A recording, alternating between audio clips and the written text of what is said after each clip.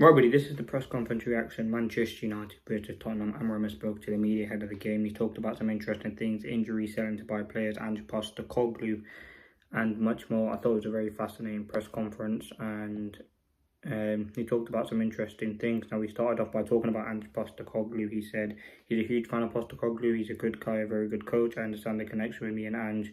With respect, I am at the bigger club. He said it was a good week until 2 days ago. We have one or two injury issues, but we are waiting. We have one player who is sick, so we'll see about the team on the weekend. So there has been a few disruptions with Manchester United training at the moment. Players out injured, players not quite fit. It is disappointing. We'll have to wait and see who those players are. There's no confirmation. Amorim did not reveal who those players are who are out, which does make a lot of sense. But again, we probably will be expecting some players absent. He then talked about the job losses. He said our biggest problem now is Spurs. We know the moment of the club have to stand these problems. But these problems in our club are not new. We have a problem at the moment, but can't influence how I coach the team and prepare for the next game. He said on transfers, it is simple. To do something, we need to sell players.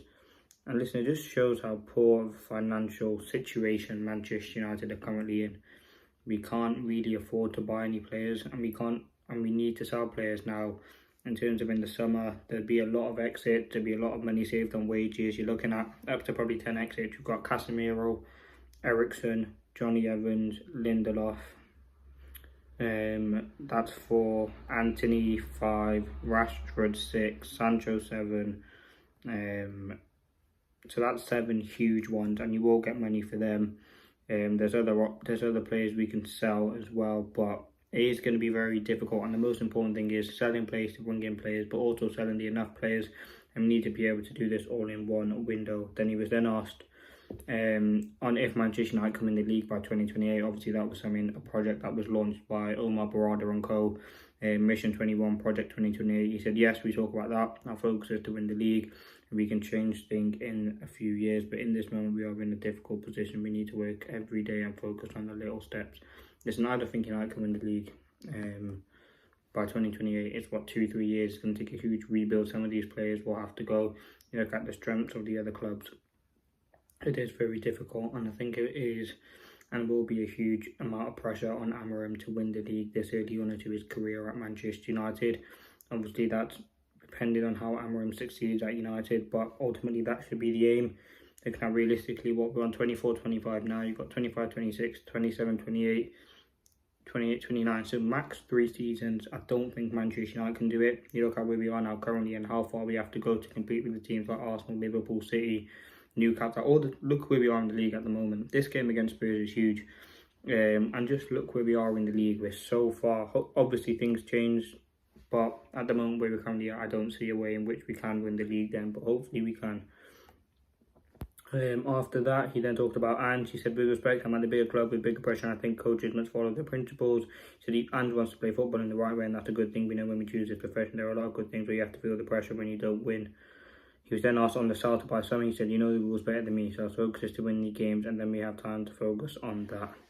Listen, the sell to buy thing makes a lot of sense. That's something that has always been talked about at United. We need to sell or get rid of players to bring in other players, and that's ultimately what he's talking about there. He was then asked about Chidi Martin. There's been a lot of... He trained with the first team. There's been a lot of sort of news on him. He scored a hat-trick against Chelsea on Wednesday about him developing. He said on him coming through. He said, I don't want to say names. You have to be careful on that. They're working.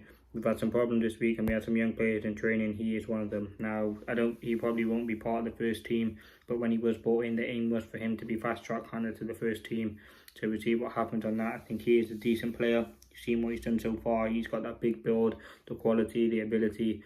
I think he can become a top player, so let's see what happens on that. He was then asked about former players forming well. Obviously, Anthony's had a great start to his time at Betis, and that's hopefully they can act upon that and sign him. But he was then asked about former players performing well. He said, I don't know, sometimes it's like it can happen at any club. The club has a lot of pressure, and you have to have the base on the team to put younger and talented players that come from abroad to help them. Listen, on Anthony, I know there's been a lot of questions, should we bring him back? I think Anthony is a player who's, he's doing it for Real Betis. They're probably a mid-table La Liga side at best. I think the best thing right now for Anthony is to probably just focus on playing for United, focused on proving his ability on the pitch, focus on Real Betis. before coming back to United. I think that he's probably found his level, to be honest with you. And I think that's Manchester United should just keep him there. He was then asked if you're playing better as a team. No, he said if you're playing better as a team, you have a strong cause supposed to be at the club. It would be more easy for these kind of players to play football. He said United being better away from home. I feel in the game and the performance, you see it sometimes when we get the underdog, especially in big games. That's the thing we should not feel because we're United.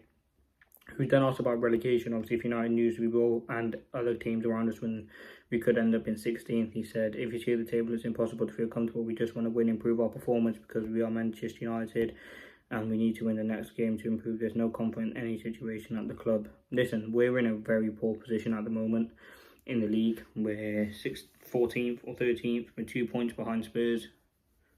No, 2 points in front of Spurs if they win, they go above us. This Spurs game is a really huge game. So let's see what happens this time. I'm going to leave the presser there. The preview will be coming out tonight.